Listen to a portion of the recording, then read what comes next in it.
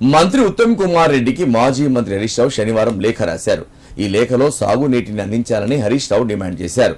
సిద్దిపేట జిల్లాలోని అంతగిరి రిజర్వాయర్, రంగనాయక సాగర్, మల్లన్న సాగర్, కొండపోచమ్మ సాగర్లు పూర్తిగా నీళ్లు లేక రిజర్వాయర్లు అడుగంటిపోయే పరిస్థితికి చేరుకున్నాయని పేర్కొన్నారు.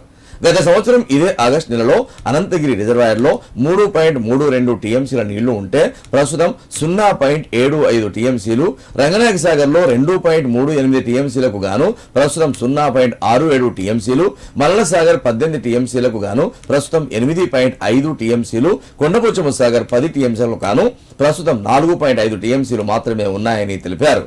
ఒకవైపు రిజర్వాయర్లో నీళ్లు లేక మరోవైపు వర్షాలు కురవక రైతులు తీవ్ర ఆందోళనలో ఉన్నారని పేర్కొన్నారు. పంటలు వేయాలా వద్దా అనే అయోమయంతో రైతులు ఆవేదన చెందుతున్నారని తెలిపారు.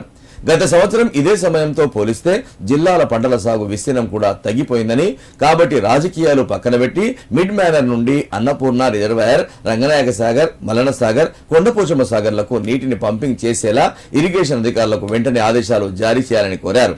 అదేవిధంగా కాలువల ద్వారా నీటిని విడుదల చేసి ఆయకట్టుకు నీళ్లందించేలా చర్యలు తీసుకోవాలని జిల్లా రైతాంగం పక్షాన కోరుతున్నామని లేఖలో పేర్కొన్నారు.